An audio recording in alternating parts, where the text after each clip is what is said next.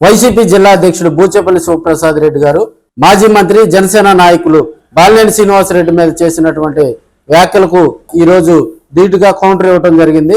జడా బాలనాగేంద్రం జనసేన పార్టీలో కూడా జిల్లా ప్రచార కమిటీ కోఆర్డినేటర్ గా ఉన్నటువంటి జడా బాలనాగేంద్రం ఈ రోజు తన కార్యాలయంలో ఏర్పాటు చేసిన మీడియా సమావేశంలో బూచేపల్లి మీద ఫైర్ అయ్యారు. దాదాపుగా జగన్మోహన్ రెడ్డి గారు బయటకు వచ్చిన తర్వాత అప్పట్లో కాంగ్రెస్ లో నుంచి విభేదించి బయటకు వచ్చిన తర్వాత కూడా బాలినేని శ్రీనివాసరెడ్డి కుటుంబం అండగా ఉందని, అప్పట్లో ఆయనకు ఎమ్మెల్యేగా కూడా అవకాశం కల్పించిన నేత, బూచేపల్లి కుటుంబానికి అధిక ప్రాధాన్యత, రాజకీయాల్లో అధిక ప్రాధాన్యత కల్పించిన నేత బాలినేని శ్రీనివాసరెడ్డి అని జాగ్రత్తగా మాట్లాడాలని చెప్పి కూడా ఆయన జడా బాలనాగేంద్రం స్ట్రాంగ్ గా కౌంటర్ ఇవ్వడం జరిగింది. వీరిరువురు మధ్య మాటల యుద్ధం మొదలవడంతో అటు వైసీపీ శ్రేణుల్లో ఇటు జనసేన నేతల్లో కూడా కొంత కలవరం మొదలైందని కూడా తెలియజేసుకోవచ్చు.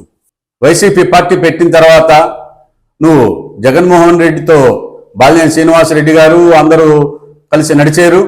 తర్వాత మీరు బై ఎలక్షన్లు వస్తాయి, రాజీనామా చేయమంటే రాజీనామా చేయకుండా బై ఎలక్షన్లో పోటీ చేయాల్సి వచ్చిందని మరలా మళ్ళీ యూటర్న్ చేసుకొని కాంగ్రెస్ పార్టీలోకి వెళ్ళావు.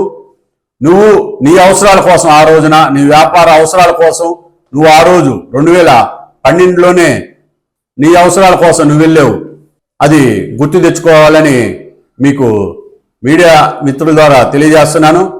అలాగే 14లో జగన్మోహన్ రెడ్డి నిన్ను దగ్గరికి రానికపోతే బాలినేని శ్రీనివాసరెడ్డి గారు తీసుకొని వెళ్ళి 14లో కూడా నీకు దర్శి టికెట్ ఇప్పించిన దాంట్లో బాలినేని కృషి మీకు తెలియదా?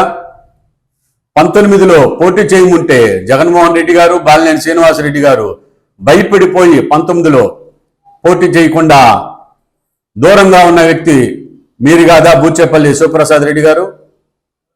మీరు ఎట్టి పరిస్థితుల్లో కూడా బాలినేని శ్రీనివాసరెడ్డి గారి గురించి, పవన్ కళ్యాణ్ గురించి, జనసేన పార్టీ గురించి మాట్లాడటం అది మంచి పద్ధతి కాదు.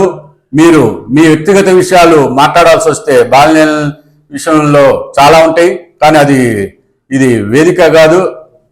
మీరు మాట్లాడినట్టుగా కరెక్ట్ కాదు. బాలినేని శ్రీనివాసరెడ్డి జనసేనలో చేరి 4 నెలలు అయింది, ఒంగోలుకు రాలేదు, టచ్లో లేడు అంటున్నారు. వైసీపీ జిల్లా అధ్యక్షుడిగా వచ్చి 4 నెలలు అయింది.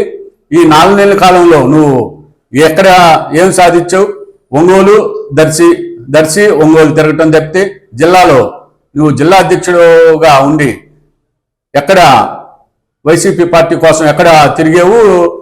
ఎవరికి అందుబాటులో ఉన్నావు? నువ్వు ఒకసారి ఆత్మ విమర్శన చేసుకో బాలినేని విమర్శించే ముందు. అలాగే